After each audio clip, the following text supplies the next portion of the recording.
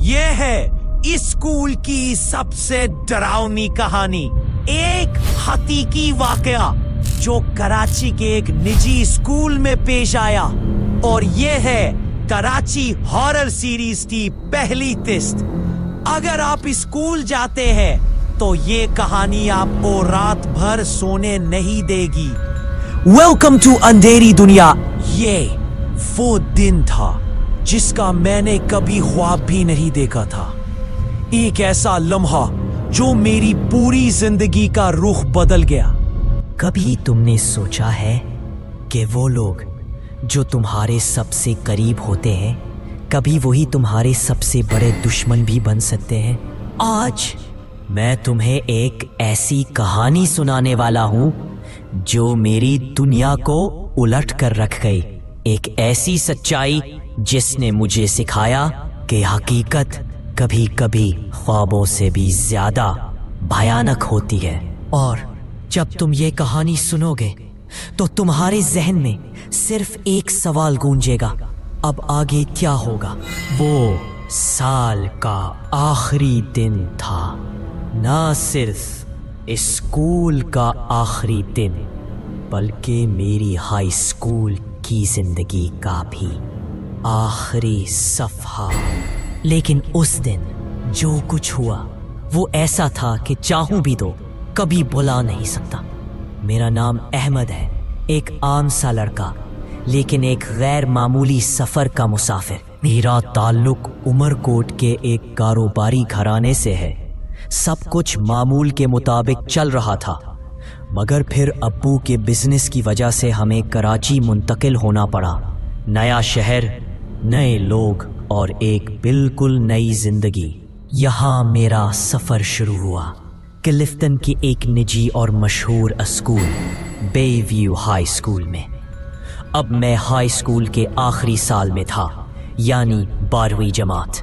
ایک طرف خوشی تھی کہ خوابوں کی منزل قریب ہے، لیکن دل کے کسی کونے میں ایک انجانا سا خوف بھی چھپا ہوا تھا۔ کیا یہ سفر میرے خوابوں تک لے جائے گا یا پھر کچھ اور میرا انتظار کر رہا ہے؟ کبھی کبھی انسان کچھ لمحوں کو جتنا بھلانا چاہے وہ اتنا ہی دل و دماغ پر چھا جاتے ہیں۔ آج میں تمہیں ایسا ہی ایک لمحہ دکھانے جا رہا ہوں میری آنکھوں سے، اور ہاں، جو کچھ اس دن میرے ساتھ ہوا وہ میری زندگی کا سب سے بھیانک دن تھا۔ سچ بتاؤں تو میں آج کے دن کا شدت سے انتظار کر رہا تھا۔ دل میں خوشی بھی تھی کہ آخر کار یہ سفر ختم ہو رہا ہے۔ ایک عجیب سی اداسی بھی چھائی ہوئی تھی، شاید اس لیے کہ میں جانتا تھا اب میں اپنے اسکول اور اپنے دوستوں سے ہمیشہ کے لیے جدا ہو رہا ہوں۔ یونیورسٹی میں سب کچھ نئے سرے سے شروع کرنا تھا، نئے لوگ، نئی جگہیں۔ میں خود کو سمجھا رہا تھا کہ یہ سب زندگی کا حصہ ہے، ایک فطری سفر ہے، لیکن پھر بھی بوجھ ہل تھا اور طبیعت بے حد خراب۔ شاید گھر کا ماحول بھی کچھ زیادہ پریشان کن تھا۔ امی ابو کا مجھ پر فکر مند ہونا، یہ سوچ کر کہ میں اب اکیلا باہر نکلنے والا ہوں، یہ سب اندر ہی اندر مجھے ہلا رہا تھا۔ تقریباً 3 بجنے والے تھے اور دن ختم ہونے والا تھا۔ بس ایک ہی کلاس باقی رہ گئی تھی، بایولوجی کی۔ مسئلہ بایولوجی کے مضمون سے نہیں تھا، اصل مسئلہ تھا استاد نعیم۔ استاد نعیم، اس آدمی کا نام سنتے ہی پورے اسکول میں ایک سرد لہر دوڑ جاتی تھی۔ نہ صرف میرے لیے بلکہ پوری کلاس کے لیے وہ آدمی ایک ڈراونا خواب تھا۔ ایک بار تو اس نے صرف اس بات میرے ایک دوست کا موبائل ہی توڑ دیا کہ وہ اس کے لیکچر کے دوران ہنس رہا تھا، اور تو اور ہم نے سنا تھا کہ وہ ایک لڑکی سے بدتمیزی کرنے کی کوشش بھی کر چکا ہے۔ کئی بار والدین نے آ کر شکایت بھی کی تھی، ٹیچر سے جھگڑے بھی کیے تھے، لیکن عجیب بات یہ تھی کہ اتنے اسکینڈلز کے باوجود وہ ابھی تک اسکول میں تھا۔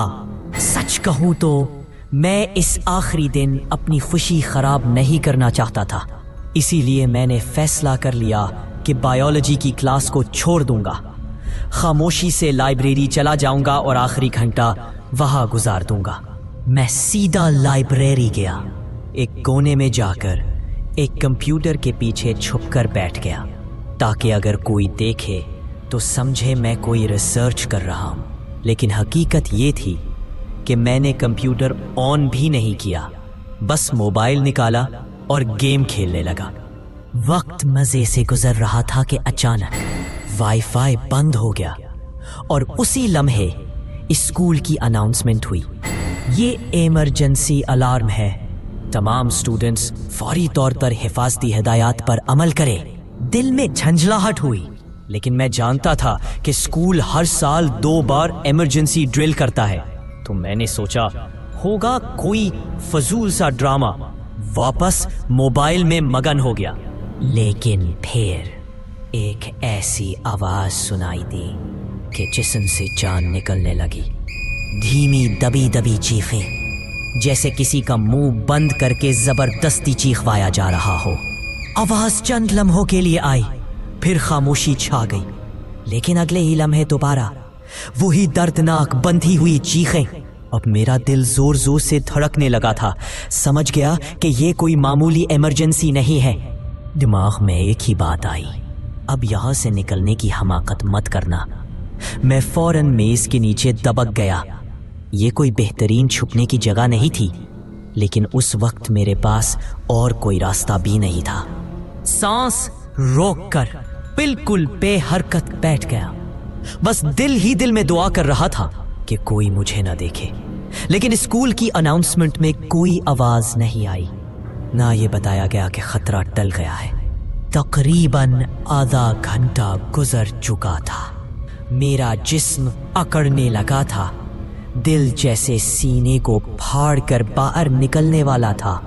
आखिर मैंने सोचा कि मोबाइल निकालकर खुद को किसी तरह मसरूफ कर लूं, शायद वक्त आसानी से गुजर जाए।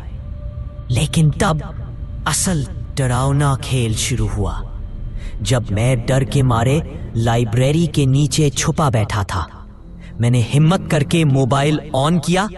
स्क्रीन पर नजर पड़ी तो मेरे होश उड़ गए। अदनान के 20 से ज्यादा मैसेजेस थे।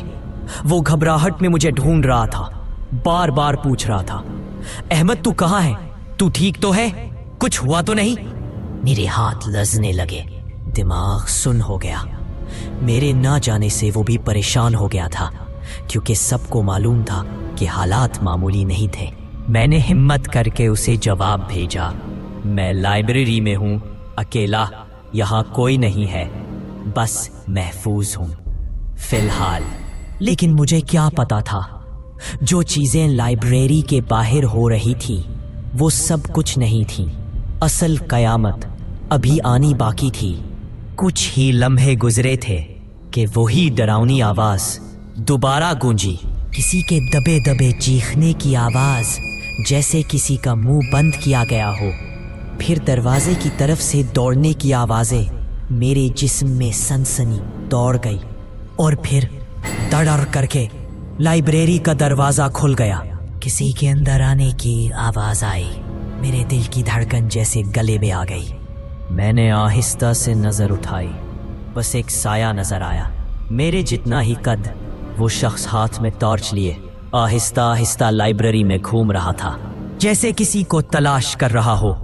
मैं साकित, सुन, कांपता हुआ बस रब से दुआ कर रहा था कि या अल्लाह निकाल ले मुझे इस खौफनाक लम्हे से। मैं वादा करता हूं कभी झूठ नहीं बोलूंगा। वो साया मेरे करीब आता गया, मेरे कदम जैसे जमीन में गड़ गए। फिर जब उसका टॉर्च मेरे चेहरे पर पड़ा, मेरी आंखें बंद हो गई। रोशनी बहुत तेज थी। जब आंखें खोली तो मेरे सामने अदनान था, हाथ में एक असली बंदूक। मेरी चीख निकलते निकलते रुक गई। अदनान, तू ये क्या कर रहा है? मैं चीखा, बंदूक नीचे रख, क्या हो गया है तुझे? वो चंद लम्हे बस मुझे घूरता रहा, फिर बंदूक और टॉर्च जमीन पर फेंक दी और घुटनों पर गिरकर बुरी तरह रोने लगा, जैसे सारी दुनिया का बोझ इसके कंधों पर हो। मैं जल्दी से आगे बढ़ा, बंदूक को दूर धकेला और उसके साथ बैठ गया। अदनान, सब ठीक हो जाएगा, हम मिल के सही कदम उठाएंगे, बस तू मेरे साथ रह। वो मेरी बातों से थोड़ा पुरसुकून हुआ। हम दोनों आहिस्ता आहिस्ता बाहर निकले। कॉरिडोर में एक उस्ताद नजर आया। हमने उसे सब कुछ सच सच बता दिया। फिर हमें पुलिस स्टेशन ले जाया गया। मैंने गवाही दी और कहा, अदनान एक अच्छा लड़का है, अंदर से टूटा हुआ मगर खतरनाक नहीं, उसने किसी को नुकसान नहीं पहुंचाया। अदनान ने मेरी तरफ देखा और टूटे हुए लहजे में कहा, शुक्र है वहां तू था अहमद, कोई और होता तो शायद मैं आज बहुत बड़ी गलती कर बैठता। ये कहानी एक दर्द, एक खौफ, एक फैसले की है, जहां एक लम्हे की हिम्मत किसी की जिंदगी बर्बाद होने से बचा सकती है।